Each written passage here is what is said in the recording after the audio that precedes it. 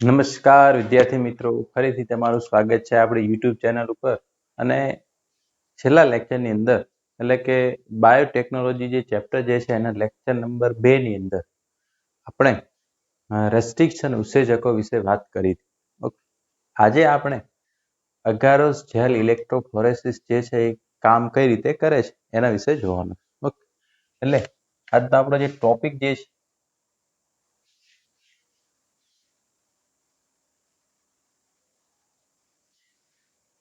એની અંદર આપણે જોવાનું છે એગેરોસ જેલ ઇલેક્ટ્રોફોરેસિસ. હવે આ પ્રોસેસ કેમ કરવામાં આવે? આ વસ્તુ તમે ડીએનએ ફિંગરપ્રિન્ટિંગ ની અંદર પણ ક્યાંક ને ક્યાંક જોઈ કે ભાઈ આપણે જે પણ ડીએનએ હોય, બરાબર, જે આપણે એને આપણે રેસ્ટ્રિક્શન ઉત્સેચકો વડે એને કાપવામાં આવે. ઓકે, હવે જે પણ ડીએનએ હોય તમે એને રેસ્ટ્રિક્શન એન્ડોન્યુક્લિયસ એન્ઝાઇમની ટ્રીટમેન્ટ આપો એટલે ડીએનએ ના શું થઈ જાય? ટુકડા થઈ જાય. શું થઈ જાય? ટુકડા થઈ જાય. ઓકે, ફ્રેગમેન્ટ બની જાય. હવે જે ટુકડાઓ જે છે એને સેપરેટ કરવા માટેની મેથડ છે એને કહેવાય અગારોસ જેલ ઇલેક્ટ્રોફોરેસિસ. ઓકે, હવે એકચ્યુઅલી એની અંદર આખી પ્રોસેસ કઈ રીતના હોય છે? અગારોસ જેલ ઇલેક્ટ્રોફોરેસિસ એક ડિવાઇસ હોય, બરાબર. આ રીતના આખું એક ડિવાઇસ છે.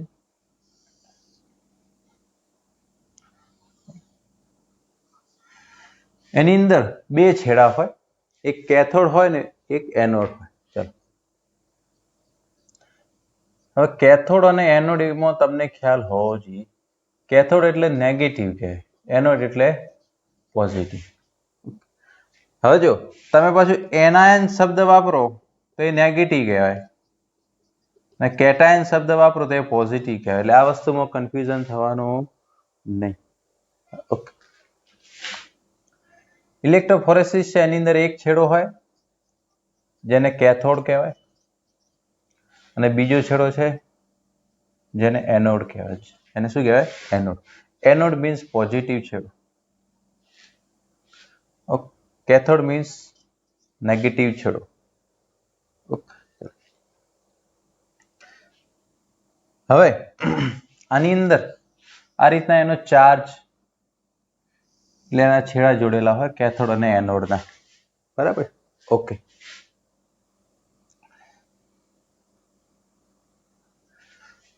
હવે આની પ્રોસેસ કરતા પહેલા એની અંદર એક મીડિયમ, હવે ડીએનએ જે છે એના ટુકડાઓ કઈ રીતના અલગ પડે તો અંદર એક મીડિયમ નાખવામાં આવે, એને કહેવાય અગેરોસ જેલ. શું કહેવામાં આવે? એગેરોસ જેલ. જેલ જે છે એકદમ ટ્રાન્સપરન્ટ મીડિયમ હોય.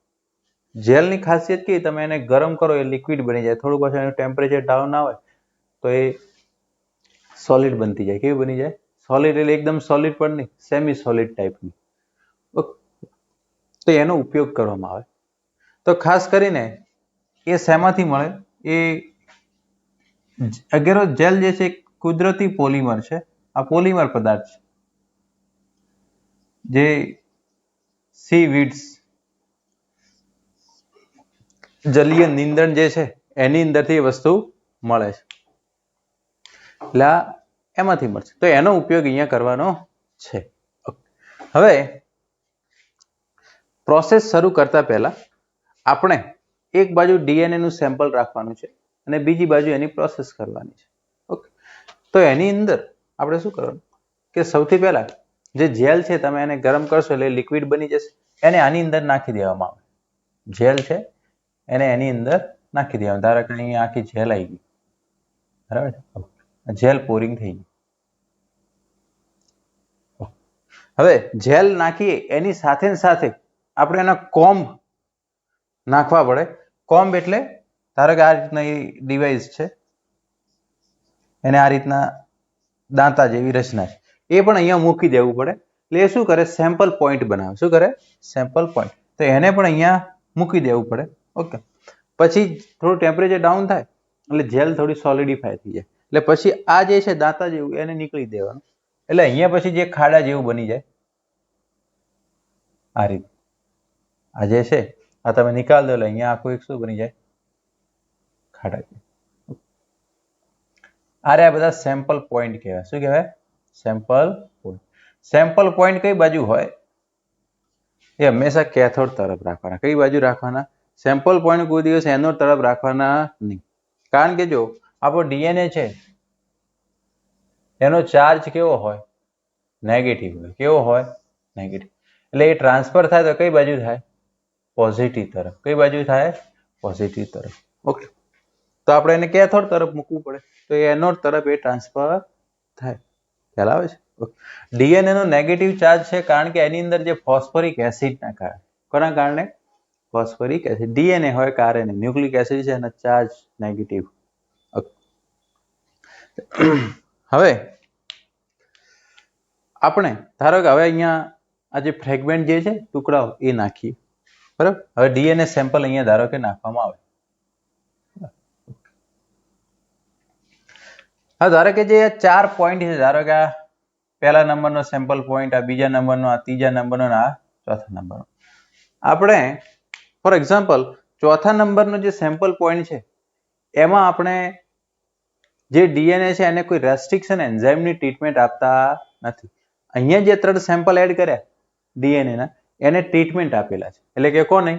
રેસ્ટ્રિક્શન ઉત્સેચક. એટલે અહીંયા ડીએનએ ટુકડાઓ સ્વરૂપે હશે, જ્યારે અહીંયા ડીએનએ જે છે એના ટુકડાઓ હશે નહીં.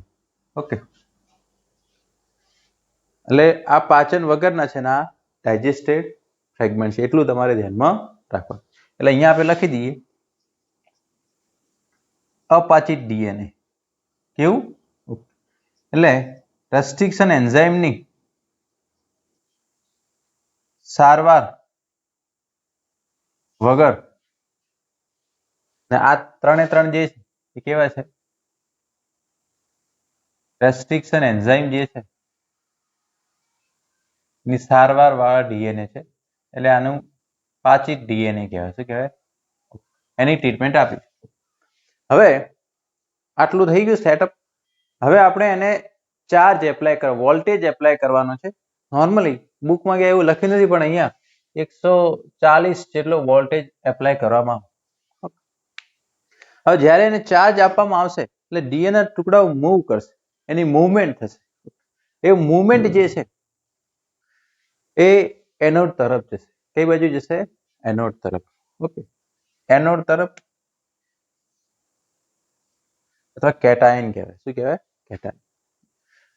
હવે જે ટુકડાઓ નાના હશે એ ઝડપથી આ જે અગારો જેલની અંદર જે સીવ હોય, જે પોર હોય એમાંથી ઝડપથી પસાર થઈને આગળ જતા રહે. જ્યારે મોટા ટુકડાઓ જે છે પાછળ રહી જાય. મોટા ટુકડાઓ ક્યાં રહી જાય? પાછળ. તો જો જે ટુકડાઓ નાના હશે એ છેક આગળ જતા રહેશે. મોટા ટુકડાઓ ક્યાં રહેશે? પાછળ. અહીંયા પણ જે નાના ટુકડાઓ હશે તે સૌથી આગળ જતા રહેશે. મોટા ટુકડાઓ ક્યાં રહે? પાછળ. કારણ કે શું થાય? જેની સાઈઝ નાની એ છેક આગળ જાય. અહીંયા પણ એ જ ટુકડાઓ જે છે એનું સેપરેશન થશે. ચલો, આ તો બધા ટ્રીટમેન્ટ આપેલા હતા. જ્યારે આમાં કેવું થશે? આને કોઈ ટ્રીટમેન્ટ આપી નથી. એટલે લાર્જ ફ્રેગમેન્ટ છે. કેવો ટુકડો છે? મોટો. એ ડીએનએ ને કઈ ભાગ પાડ્યા જ નતા આપણે એની ટ્રીટમેન્ટ. તો આ રહ્યો વધારે આગળ સુધી જશે નહીં. બરાબર? કારણ કે જેટલો ટુકડો નાનો એટલો અગારો જેલમાંથી ઝડપથી આગળ તરફ જઈ શકે છે. કારણ કે અંદર જે મોલિક્યુલર સીવ હોય, શું હોય? એટલે જે મોલિક્યુલ્સ નાનો એ અગારો જેલ જે છે એમાંથી ઝડપથી આગળ જશે. બીજા જઈ શકે જાય પણ એ ધીરે મૂવમેન્ટ.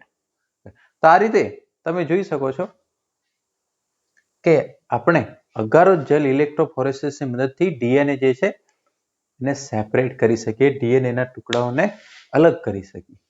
બરાબર? તો આપણો પહેલો પોઈન્ટ છે કે જ્યારે પણ આપણે ડીએનએ મેળવીએ એને રેસ્ટ્રિક્શન એન્ઝાઇમની ટ્રીટમેન્ટ આપવી પડે. એ ટુકડાઓ છે એને અલગ કરવા. હવે આ ટુકડાઓ જે છે આપણને કઈ રીતે દેખાય? નોર્મલી આપણે જે વિઝિબલ લાઇટમાં કશું એવું દેખાય નહીં કે ડીએનએ ના ટુકડાઓ જે છે આપણને દેખાશે નહીં. ઓકે, અથવા તો તમે જે રીતે વિચારતા હશો કે ડીએનએ જે છે આ ફોર્મમાં દેખાય, એવું પણ કશું દેખાય નહીં. એક ઇન્ડિકેશન મળે તમને કલર સ્વરૂપે. ઓકે, હવે એની અંદર એક ડાઈનો ઉપયોગ કરવામાં આવે છે, એનું નામ છે ETBR. એક અભિરંજકનો ઉપયોગ કરવામાં આવે કે ડાઈનો ઉપયોગ કરવામાં આવે છે. ETBR એટલે ઇથિડિયમ બ્રોમાઇડ. ETBR એટલે ઇથિડિયમ બ્રોમાઇડ. ઓકે, એ ડાઈનો ઉપયોગ કરવામાં આવશે. એટલે એનાથી એ અભિરંજકની મદદથી આપણને જે ડીએનએ જે છે નારંગી રંગના દેખાય છે. કેવા રંગના? આ જે બેન્ડ્સ જે છે ને એ બધા કેવા રંગના દેખાય? ઓરેન્જ કલર કે ડાઈ એવા કલર છે. આ ડાઈ જે છે એને ડીએનએ સાથે એફિનિટી છે જોડાવા માટે. અને બીજું એ ક્યારે યુવી લાઇટમાં દેખાય? ક્યારે?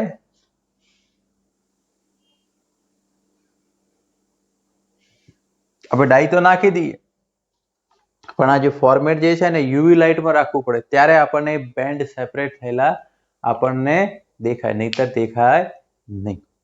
આપણે તમને ખ્યાલ છે ડીએનએ ફિંગરપ્રિન્ટિંગમાં એમાં આપણે એક્સરે ની અંદર જોતા હોય. કોની અંદર જોતા હતા? એક્સરે ની અંદર. ઓકે, તો આટલી વસ્તુ તમારે ખાસ આની અંદર ધ્યાનમાં રાખવાની. આ વસ્તુ ઇમ્પોર્ટન્ટ છે, કયા ડાઈનો ઉપયોગ કરવામાં આવે છે. ડીએનએ ના ચાર્જના આધારે એનું સેપરેશન કરવામાં આવે છે. મોલિક્યુલર સી પણ જવાબદાર છે. આ બધું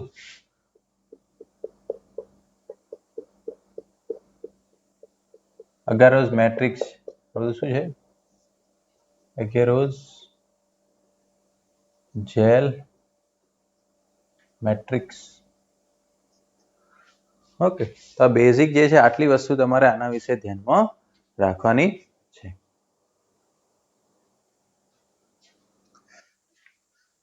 બીજું એક છે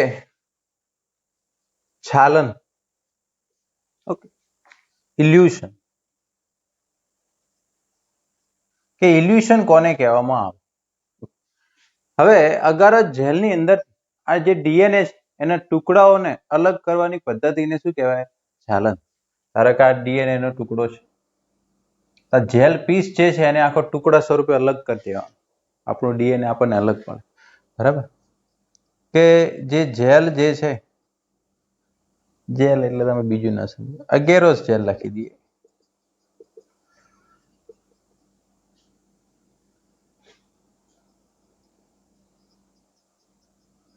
ડીએનએ ના ટુકડા જે છે એને જે અલગ કરવાની પદ્ધતિ જે છે એને કહેવાય છાલન. એને શું કહેવામાં આવે? છાલન. ઓકે, પછી આપણે ડીએનએ નો ટુકડો આપણને મળી ગયો. હવે આપણે એને પ્લાઝમિડ સાથે જોડવાના. કોની સાથે જોડવાના? પ્લાઝમિડ વાહક સાથે જોડવાની પ્રોસેસ કરવાની છે. તો ડીએનએ ફિંગરપ્રિન્ટિંગમાં પણ આ ટેકનિકનો ઉપયોગ થાય છે.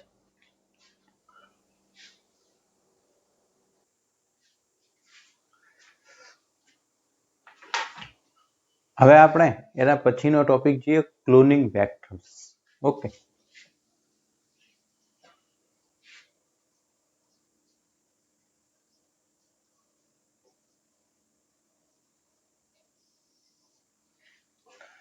કે જે આપણે વેક્ટર્સ વાહકની વાત કરી.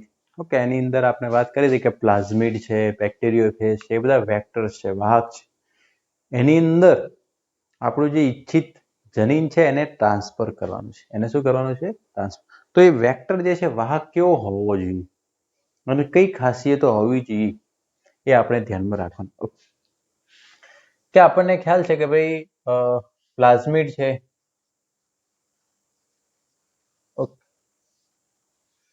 Plasmid DNA. તો પ્લાઝમિડ જે છે એ ડબલ સ્ટેન્ડર્ડ દ્વિશૃંખલિત સર્ક્યુલર ડીએનએ, ડબલ સ્ટેન્ડર્ડ ગોળાકાર ડીએનએ છે. એ બેક્ટેરિયામાં હોય. કોની અંદર હોય? બેક્ટેરિયામાં. તો અહીંયા એની ખાસિયત શું છે પ્લાઝમિડની?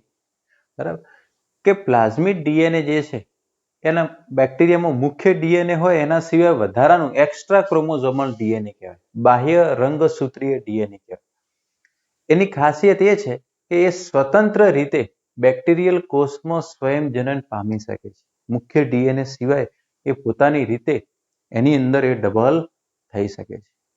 તો આપણે એનો ઉપયોગ એ રીતે કરવાનો છે કે એની અંદર આપણું ઈચ્છિત જનીન ટ્રાન્સફર કરી દેવાનું છે અને પછી એની જોડે સ્વયં જનન કરાવવાનું છે. શું કરાવવાનું છે?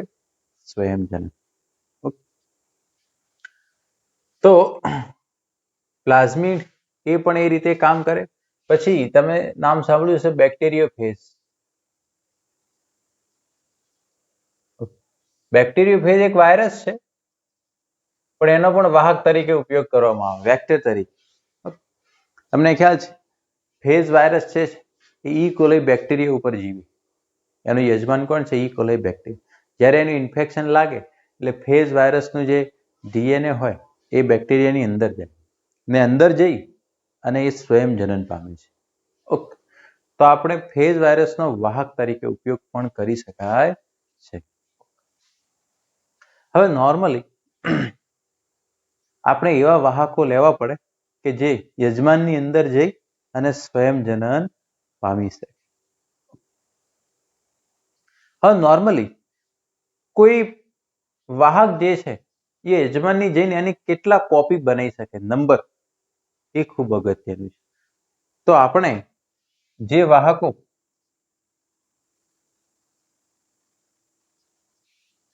યજમાનમાં વધુ સંખ્યામાં નકલો તૈયાર કરતા હોય એવા આપણે વાહકની જરૂર પડે. ધારો કે કોઈ શું કરે કે ધારો કે આ બેક્ટેરિયલ કોષ છે, બરાબર, એની અંદર એને ટ્રાન્સફર કરો એ વેક્ટરને, બરાબર, તો કદાચ વિભાજન થઈ ને કદાચ 2 નકલો બનાવે પર કોષ. ધારો કે અહીંયા એનું વિભાજન થાય તો એકમાંથી કેટલા બન્યા? 2 બન્યા. ઓકે, પણ આપણે કેવા જોઈએ કે ધારો કે 2 છે એના કરતા વધારે બનતા હોય તો એવા વેક્ટર આપણા માટે વધુ કામના છે.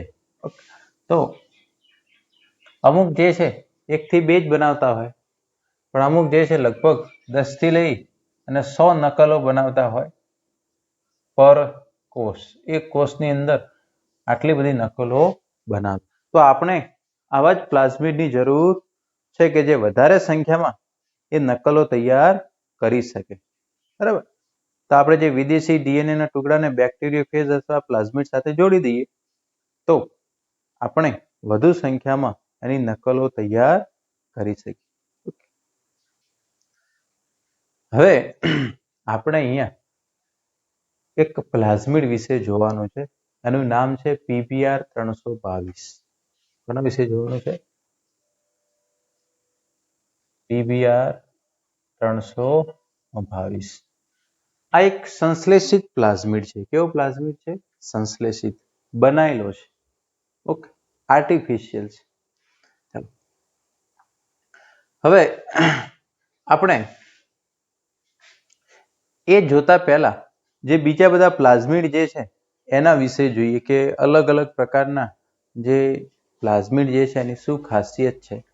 બરાબર, પછી આપણે સંશ્લેષિત પ્લાઝમિડ વિશે જોઈએ. જેમ કે આપણે સૌથી પહેલા આપણે વાત કરી હતી એક નેચરલ પ્લાઝમિડ જે બેક્ટેરિયામાં હોય એની શોધ સૌપ્રથમ જે કોહન નામના સાયન્ટિસ્ટે 1972 ની અંદર કરી. એના વિશે આપણે ડિસ્કસ કરી કે ભાઈ દ્વિશૃંખલિત સર્ક્યુલર ડીએનએ છે. ઓકે, કે એ નકલો તૈયાર કરી શકે છે, સ્વતંત્ર રીતે સ્વયં જનન પામી શકે છે. પછી આપણે વાત કરી બેક્ટેરિયોફેજની. એ પણ વાહક તરીકેનું કામ કરે. એની અંદર એક ખાસિયત છે, એની અંદર ચીપકું કોષ છેડો હોય. કેવો છેડો હોય? ચીપકું કોષ છેડો. અને એની ખાસિયત છે બેક્ટેરિયોફેજની કે યજમાનની અંદર એ ઝડપથી વિભાજન પામે છે. યજમાનની અંદર એનું ઝડપથી વિભાજન પામે છે અને વધારે કોપી નંબર બનાવે છે, એટલે એનો વધારે ઉપયોગ થાય છે. ખાસ કરીને જે બેક્ટેરિયોફેજ લેમ્બડા નો ઉપયોગ થાય છે અને M13 આ બેક્ટેરિયોફેજના પ્રકાર છે, એનો વાહક તરીકે નોર્મલી ઉપયોગમાં લેવાતો હોય છે. એના પછી છે કોસ્મિડ. આ બધા અલગ અલગ પ્રકારના વાહકોની વાત કરીએ છીએ આપણે, વેક્ટર. ઓકે, કોસ્મિડ જે છે મિશ્રણ છે ફેજ વાયરસ અને પ્લાઝમિડનું. કોનું? ઓકે, આની અંદર કેવું હોય, આ એક પ્રકારનો પ્લાઝમિડ છે જેમાં કોસ સાઇટ હોય. કેવી સાઇટ હોય? Cos site. બરાબર છે. આ એક પ્રકારનો પ્લાઝમિડ છે જેમાં કેવી સાઇટ છે? Cos site. ચાલો, તો પ્લાઝમિડની અંદર આની સાઇટ નાખી દીધી, કોસ સાઇટ, એટલે પેલું રેપ્લિકેશન ઝડપથી થાય. હવે દરેક પ્લાઝમિડ હોય ને એની ખાસિયત હોય કે એની અંદર જે ડીએનએ આપણે ટ્રાન્સફર કરીએ એ કેટલી લંબાઈ સુધીનું ગ્રહણ કરી શકે. કોઈક નાનો ટુકડો જ સ્વીકારી શકે, કોઈક મોટો ટુકડો સ્વીકારે. તો એના આધારે જે કોસ્મિડ જે છે એ 45 કિલો બેઝ, કેબી એટલે કિલો બેઝ. ઓકે, આપણે કોઈ મેમરી ફોર્મ આટલી સાઈઝનો ટુકડો છે એને એક્સેપ્ટ કરી શકે છે. તો વૈજ્ઞાનિકો જેમ પ્લાઝમિડ જે છે જેમ મોટો ટુકડો, અમુક નાના ટુકડા હોય, મોટા ટુકડા હોય, તો મોટા ટુકડાને પણ સ્વીકારી શકે એવા પ્લાઝમિડ એમને તૈયાર કરે. પછી તમને ખ્યાલ છે BAC, bacterial artificial chromosome. Okay, એની ખાસિયત શું છે? એ 300 થી 350 કિલો બેઝ ટુકડો જે છે એને એક્સેપ્ટ કરી શકે છે. આટલો મોટો ટુકડો. તમને ખ્યાલ છે આનો હ્યુમન જીનોમ પ્રોજેક્ટની અંદર ઉપયોગ થયેલો છે. એના સિવાય YAC, yeast artificial chromosome. Yeast artificial chromosome. આની ખાસિયત શું છે કે એ જે છે 1 મેગા બેઝ પેર. ઓકે, એટલી સાઈઝનો કોઈ ડીએનએ નો ટુકડો હોય ને તો પણ એને એ સ્વીકારી શકે છે. હ્યુમન જીનોમ પ્રોજેક્ટમાં સૌથી વધારે જે આનો ઉપયોગ થયો હતો, કારણ કે એની કેપેબિલિટી કેવી છે, વધારે સાઈઝનો ડીએનએ નો ટુકડો એ સ્વીકારી શકે છે. ઓકે, અને અમુક જે આ સંશ્લેષિત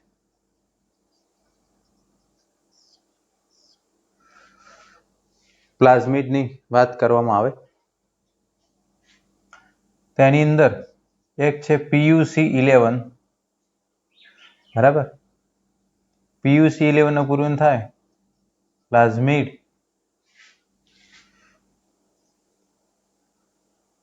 જે યુનિવર્સિટી ઓફ કેલિફોર્નિયા,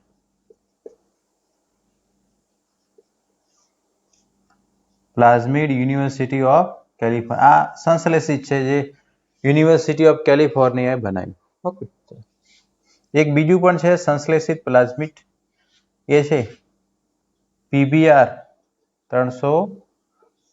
આ જે છે નંબર છે કે પહેલા નંબરનું, બીજા નંબર, એમને આ 11મા નંબર. ઓકે,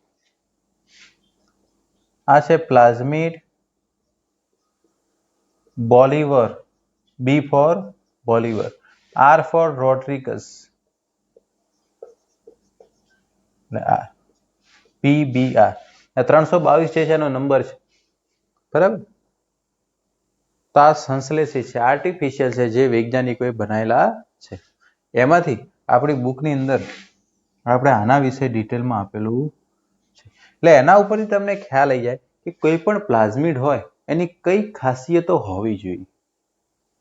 બરાબર, આના કેરેક્ટર જે પ્રમાણે હશે એટલે તમારે બધાના કેરેક્ટર એ પ્રમાણે વિચારવાના કે એ અમુક ખાસિયતો જે છે પ્લાઝમિડની અંદર આ રીતે હોવી જોઈએ. હવે આપણે જે PBR 322 એ કેવું હોય છે બરાબર, એના વિશે વાત કરીએ.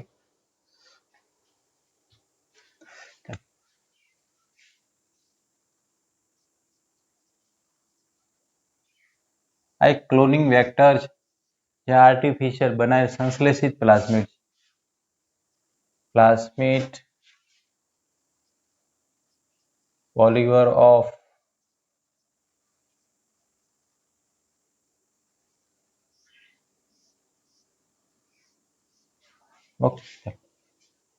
આર્યા જે છે ડબલ સ્ટ્રેન્ડેડ સર્ક્યુલર ડીએનએ છે. આ રીતે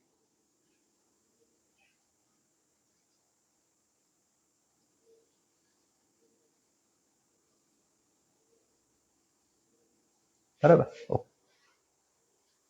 હવે આપણે એની ખાસિયતો જોઈએ. સૌથી પહેલા એની અંદર એક જગ્યા છે જેને ORI સાઇટ કહેવાય. કઈ જગ્યા છે? ORI. ચલો, પહેલા નંબરની કઈ જગ્યા આપણે કીધી? ORI means origin of replication site. એનો મતલબ શું થાય? ઓરિજિન ઓફ રેપ્લિકેશન સાઇટ, સ્વયં જનન ઉત્પત્તિ સ્થાન કહેવાય.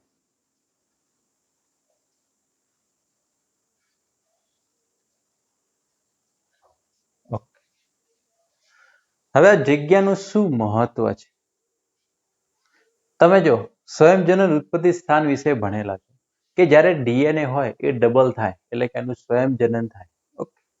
એટલે કોઈ એક જગ્યા એવી હોય જ્યાંથી એની શરૂઆત થાય, એને કહેવાય સ્વયં જનન ઉત્પત્તિ સ્થાન. આ એવી જગ્યા હોય કે જ્યાં ડીએનએ પોલિમરેઝ જોડાય છે. જ્યાં કોણ જોડાય છે? DNA polymerase. એટલે ધારો કે આ પ્લાઝમિડ છે એનું ડબલ થાય, બરાબર, તો ડીએનએ પોલિમરેઝ કઈ જગ્યાએ જોડાવો એ કન્ફ્યુઝ ના રહે, એને એ જગ્યા હોય જેને કહેવાય ORI સાઇટ કહેવાય. શું કહેવાય? ORI site. તો એ અહીંયા જ આવે ને, અહીંયાથી એનું સ્વયં જનનની શરૂઆત કરશે. તો દેખો આની ઉપરથી એક વસ્તુ ફાઇનલ થઈ ગઈ કે આપણે ધારો કે કોઈ RDNA છે, RDNA બનાવ્યો. હવે RDNA શું છે તમને તો ખ્યાલ આવી ગયો. ધારો કે પ્લાઝમિડ છે એની સાથે આપણું ઈચ્છિત જનીન ટ્રાન્સફર કરી દો, દારીઓ શું બની ગયું? RDNA. ઓકે. હવે જો આપણા RDNA માં સ્વયં જનન ઉત્પત્તિ સ્થાન ના હોય તો શું થાય? ધારો કે જગ્યા ના હોય તો શું થાય? તો એ પ્લાઝમિડ યજમાનમાં જાય ને તો પણ એનું ડબલ થાય જ નહીં, એનું સ્વયં જનન થાય નહીં. એટલે ORI સાઇટ જે છે સ્વયં જનન ઉત્પત્તિ સ્થાન છે કમ્પલસરી હોવી જરૂરી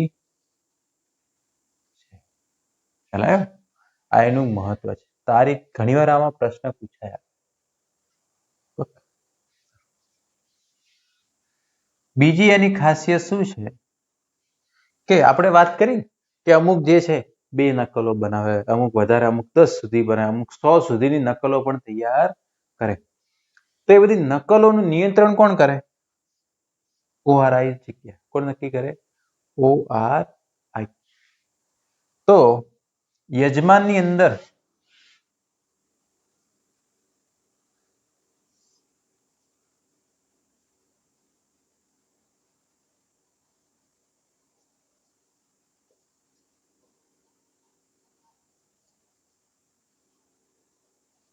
નિયંત્રણ પણ કોના દ્વારા થાય? આના દ્વારા જ થાય. તો આપણે એવી ORI સાઇટ રાખવાની, એવી ORI સાઇટ બનાવવાની કે જેનો કોપી નંબર કેવો હોય? વધારે. ધારો કે કોઈ ORI સાઇટ હોય એ 50 કોપી નંબર બનાવતી હોય.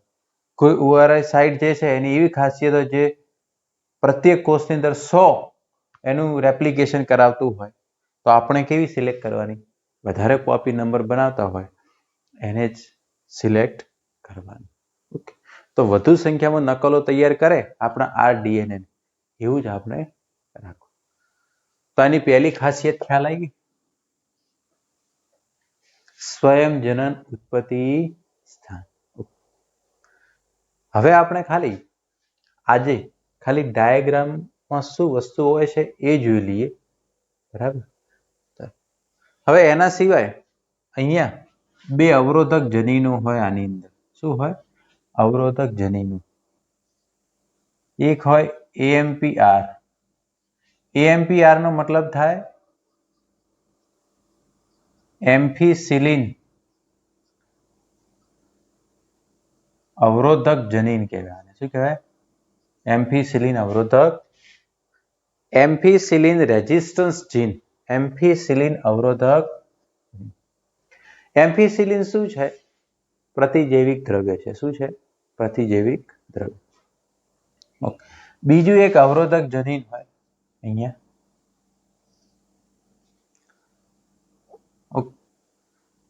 ए टेट्रासाइक्लिन अवरोधक जनीन। कयुं होय? टेट्रासाइक्लिन अवरोधक जनीन।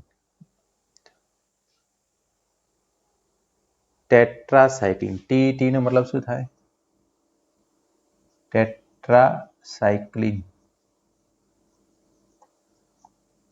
अवरोधक जनीन। टेट्रासाइक्लिन अवरोधक जनीन। ओके।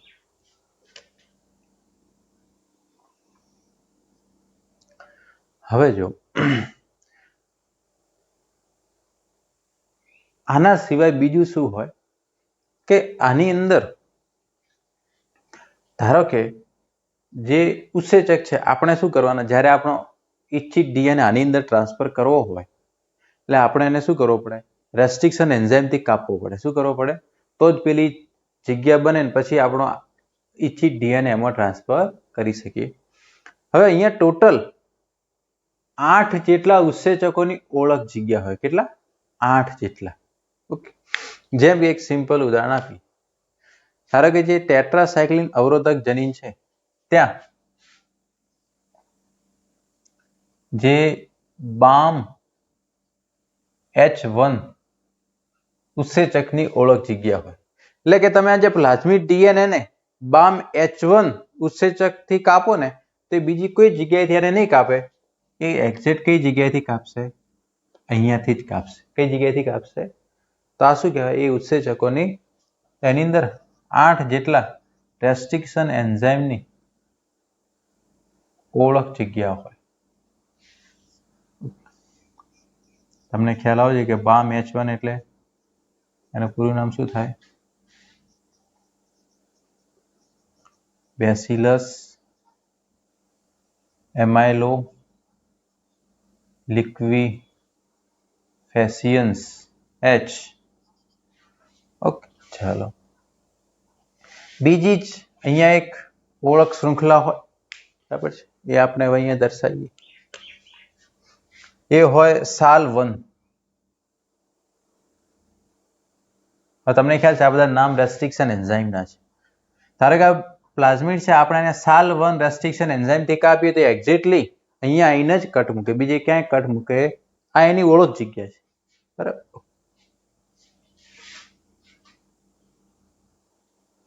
SAL1 સ્ટ્રેપ્ટોમાઇસિસ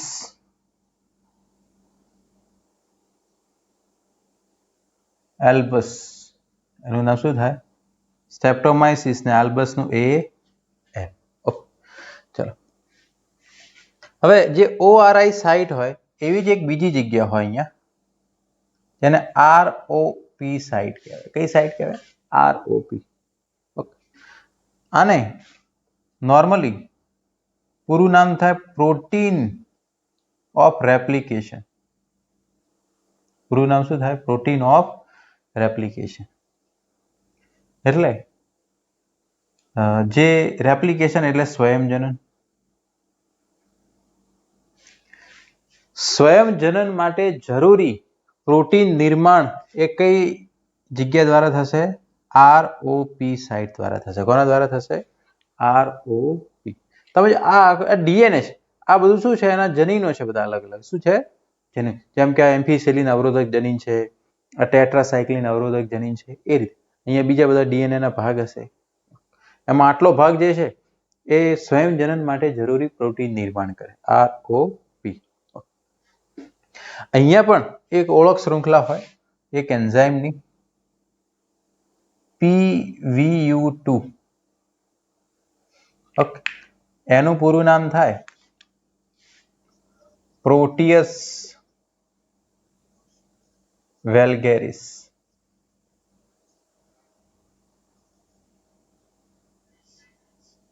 VU PVU તમને ખ્યાલ છે ને નામ તો કઈ રીતના આપવામાં આવે છે. આપણે તમારે ખાલી પૂરા નામ આના થોડા ધ્યાનમાં રાખવાના. તો જ્યાં આરઓપી સાઇટ હોય ત્યાં PVU2 ઉત્સેચકની ઓળખ શૃંખલા. એટલે કે ધારો કે આપણે એને PVU2 થી કાપવો છે તો તમે એને ટ્રીટમેન્ટ આપશો ને તો એક્ઝિટ અહીંયાથી જ કટ મૂકશે. કારણ કે એની તમે દેખો દરેક ઉત્સેચકની એક ઓળખ શૃંખલા હોય એ ત્યાં જ કામ કરે કે નહીં. જેમ કે ઇકો R1 છે એની ઓળખ શૃંખલા કઈ છે GAATTC. એ ફિક્સ હોય દરેકની અંદર. હવે આગળ જ્યાં એમ્ફિસિલિન અવરોધક જનીન છે ત્યાં બે ઉત્સેચકોની ઓળખ શૃંખલા છે. એમાં એક છે PVU1 આનું નામ તો ખ્યાલ આવી ગયો પ્રોટિયસ વેલ્ગેરિસ. શું છે પ્રોટિયસ વેલ્ગેરિસ. બીજું એક છે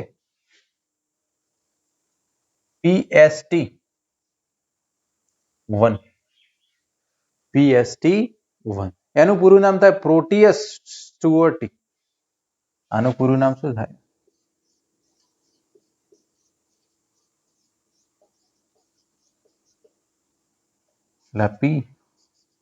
આ બેક્ટેરિયામાંથી આ મળેલું છે એટલે પ્રોટિયસ સ્ટુઅર્ટી. એટલે તમે PVU1 થી કાપો ને તો એક્ઝેક્ટલી અહીંયાથી જ કાપે આ જગ્યા ઉપર ત્યાં એની ઓળખ શૃંખલા હોય. બાકીના બીજા હજુ જે છે જેમ કે ઇકો R1 છે ઓકે ક્લે1 છે HIND3 છે એમની પણ ઓળખ શૃંખલા અહીંયા હોય. ઇકો R1 ની અહીંયા હોય. ઇકો R1 તમને ખ્યાલ છે ઇસેરિશિયા કોલાઈ RY13 ઓકે એનાથી તમે કાપો ને તો એની ઓળખ શૃંખલા આ પ્લાઝ્મીની અંદર અહીંયા આવેલી છે. એટલે પેલી જે શૃંખલા છે ને GAATTC એ અહીંયા હોય એક્ઝેક્ટલી. પછી બીજો એક ઉત્સેચક છે એની શૃંખલા પણ અહીંયા જ છે ક્લે1. કયું છે કેરિયોમાઇસિન લેક્ટન્સ. શું નામ છે કેરિયોફેનન.